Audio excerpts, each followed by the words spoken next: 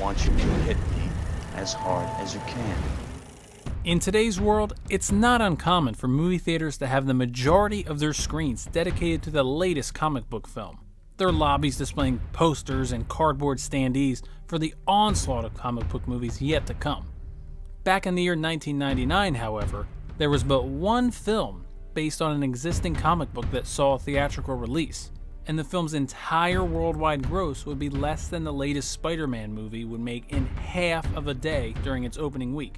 So how is it that a film meant to parody a genre that had been seeing diminishing returns turn into a parody in and of itself? Sit back, grab a fork or a shovel as we discuss just what the happened to this movie.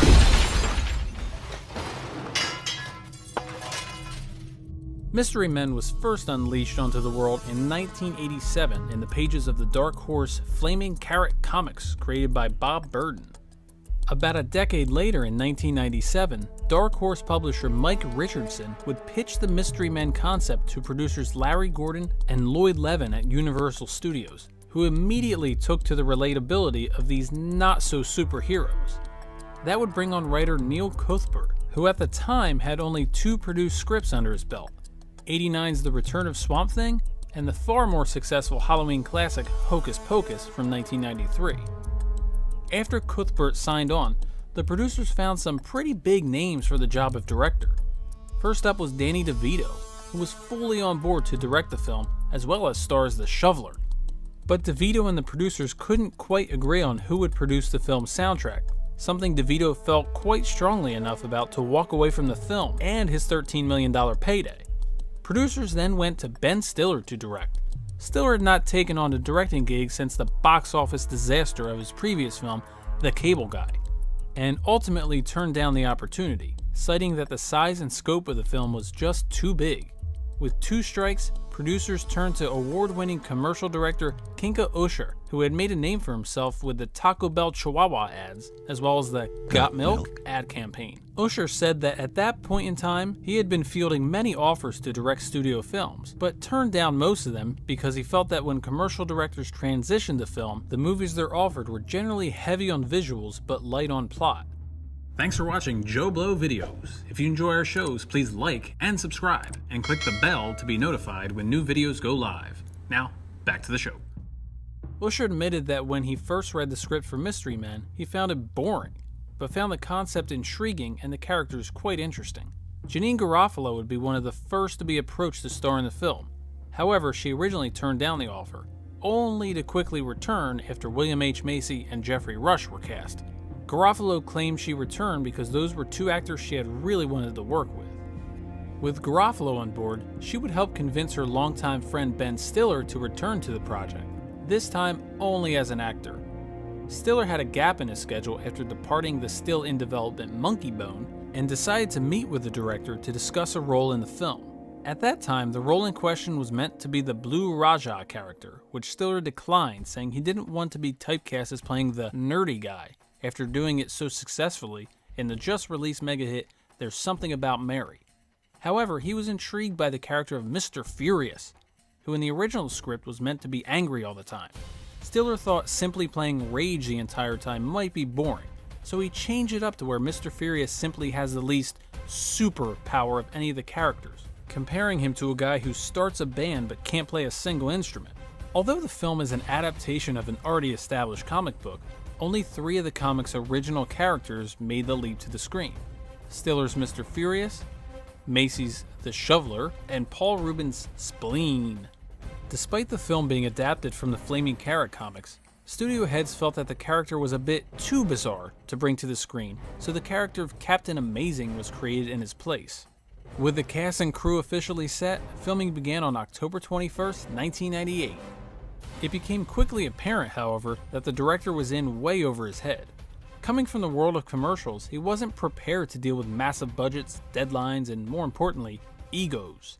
The script was constantly being rewritten and the cast didn't really get along, with each performer fighting to get the laugh in each scene and no one ever really agreeing on a true comedic tone for the movie. It got so bad that one day, Ben Stiller and Greg Kinnear got into a heated argument on set, resulting in Stiller asking producers to be completely released from the film. It was then apparent that Kinka Usher had lost control of his set. He was tasked with creating a movie that could parody the recent trend of splashy superhero films, such as the neon-soaked Joel Schumacher-directed Batman films.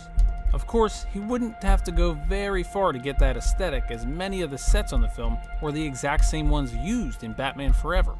With everything in disarray behind the scenes, it's a surprise that anything worthwhile was approved. In fact, some of the best moments in the film were simply happy accidents, such as the time Paul Reubens was mid-scene and someone accidentally threw a lighter in a nearby trash can, causing a minor explosion directly behind the flatulent spleen. Reubens, being the genius performer that he is, quickly ad-libbed the "excuse me," and the scene made the final cut. The film would be littered with cameos such as comedian Dane Cook, Guillermo del Toro mainstay Doug Jones, and most random of all, director Michael Bay playing one of the frat guys at Casanova's party. After a lengthy and laborious 6 months, the shoot would finally wrap up in April 1999. When it came time to edit the film, it became fairly obvious that the disjointed shoot yielded an abundance of footage with no discernible focus. Whether it was the different tones each actor took with their character, or little things like actor-musician Tom Waits using his hands as a way to remember his lines by actually writing the words on them, resulting in a very strange character trait of talking with his hands. But as with all films, while putting it together, certain elements had to go, and for actor Luis Guzman, it meant his entire role as a Mexican restaurant owner got 86th. Another casualty of the edit was Claire Forlani, who originally had a much bigger role in the film as Mr. Furious's love interest. The film would go into reshoots after the first test audience did not respond to the film's original ending, so the director went back and made what he dubbed the Big Cheer ending. Originally set for release on July 30th, 1999, the studio decided to hold off a week to avoid opening against the Blair Witch Project, which had gained massive buzz after its debut at the Sundance Film Festival. Even though August 6, 1999 had already had a number of films slated for wide release, Universal felt Mystery Men could hold its own against the competition. And why not? Surely a comic book movie with a recognizable ensemble cast could slay a remake of a 30-year-old film and a little ghost movie from a director whose only previous credit was a Rosie O'Donnell film, right? Yet when weekend box office results arrived on August 8th, Mystery Men couldn't even crack the top 5, finishing in 6th with just $10 million. The film finished behind the remake of the Thomas Crown Affair and the soon-to-be cultural phenomenon known as The Sixth Sense, as well as holdovers Blair Witch Project, Runaway Bride, and Deep Blue Sea. Critics weren't much help either, saying the film had an intriguing premise and an excellent cast, and that certain bits were quite funny, but they felt that the film's sluggish runtime of just over 2 hours meant that the jokes that landed were too few and far between, resulting in a bit of a jumbled mess. Those reviews, combined with a C+ cinema score and the fact that 1999 would see new hit films released nearly every week, meant that Mystery Men had no chance to bounce back. Each week, the film lost nearly 50% of its box office, until it petered out with an abysmal $33.4 million gross off of a $68 million budget. That quarter, Universal Studios' parent company Seagram had to post a $38 million quarterly loss, blamed primarily on the failure of Mystery Men. Garofalo has said that the shoot had very long hours where very little was accomplished, and that it was a great script made into a fairly mediocre movie. She claimed that when she saw it, she had no idea what it was they were trying to do with the film. But whatever it wasn't accomplished. Hank Azaria recalls that director Kinka Usher told him while they were filming that he had absolutely hated every second of the process, and then it was done, he was going back to commercials, saying he would much rather make cool 1-minute shorts than have to deal with all the nonsense that comes with a feature. True to his word, the director has not made a single film since then, returning to the world of commercials, including the successful Scream one for Bridgestone tires that aired during the 2011 Super Bowl. But it wasn't all horrible.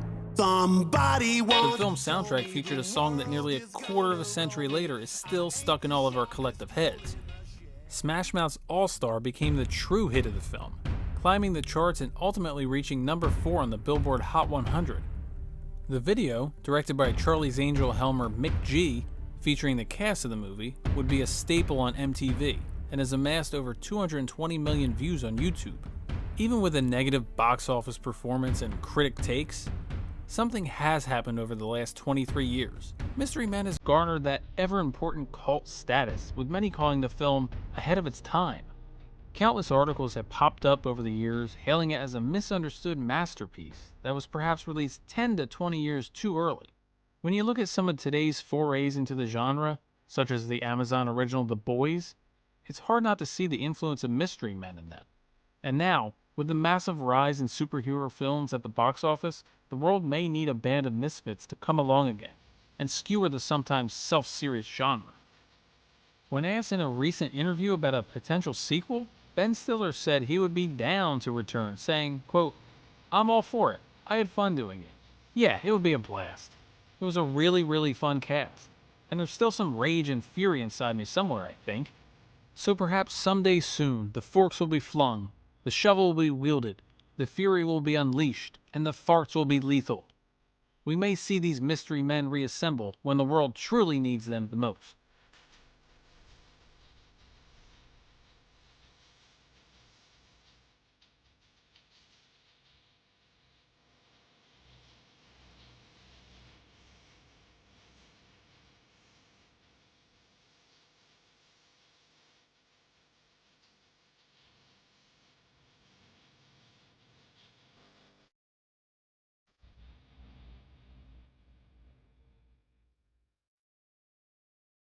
Thank you for clicking on our video, everybody. If you like what you saw here, please make sure you like the video and subscribe and share with your friends who like this sort of content. JoBlo was created by movie fans for movie fans, and we appreciate your support.